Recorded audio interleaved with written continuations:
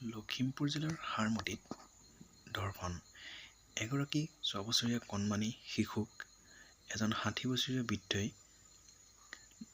ধৰ্ষণ কৰাৰ অপৰাধত শাস্তিৰ দাবীত লালুক থানা ঘেৰাও কৰে প্ৰতিবাদী জনতাই। চাওক আমাৰ প্ৰতিবেদন লখিমপুৰ 675 নিউজ আছাম আৰু NKTV।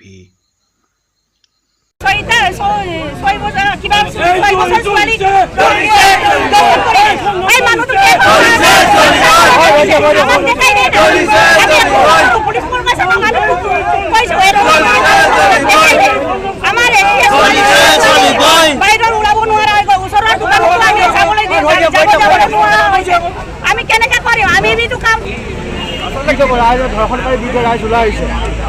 এই লখিমপুৰ আজি কিছুদিন পূৰ্বে তিনিটাকৈ ধৰ্ষণ কাণ্ড ইতিমধ্যে হৈ গৈছে।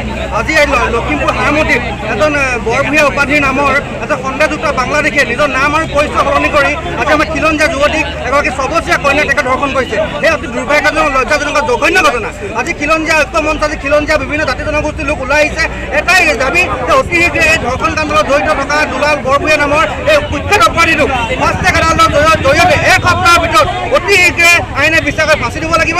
অন্যথা কিন্তু ইয়াতকৈ ভয়ানক জংঘল ল'ব। কিয়নো বাৰে প্ৰতি খিলঞ্জীয়া জন্মভূমিত খিলঞ্জীয়া নিজৰ মাতৃভূমিত খিলঞ্জীয়া নিজৰ ঠাইত যদি খিলঞ্জীয়া মানুহ সুৰক্ষিত নহয়, খিলঞ্জীয়া লোক যদি নিজে ধৰ্ষণৰ পৰা যদি ৰেহাই নাপায় নহয় এনেকুৱা অসভ্য মানুহৰ পৰা, তেনেহ'লে আমি কোনখন মুক্ত আকাশত চলি থাকিম? খিলঞ্জীয়া কথা কৈ দিলে নহ'ব নহয়। খিলঞ্জীয়া চৰকাৰখনে খিলঞ্জীয়া সুৰক্ষা দিব লাগিব। এনেকুৱা ধৰণৰ মন্তব্য কৰা, এনেকুৱা ধৰণৰ বিভেদৰ কাম কৰা অতি শীঘ্ৰে এসপ্তাহৰ ভিতৰত যদি ফাঁচি দিব নোৱাৰে ৰাইজক চমজাই দিয়ক। ৰাইজে এটা ব্যৱস্থা গ্ৰহণ কৰিব। যদি ফাঁচি দিব নোৱাৰে, চৰকাৰে আইন প্ৰদান কৰিব নোৱাৰে, কিন্তু এনেকুৱা ধৰণৰ ঘৃণনীয় ঘটনা সঘনাই হ'ব আৰু ইয়াৰ কাৰণে ৰাইজ ওলাই আহিব লাগিব। চৰকাৰে অতি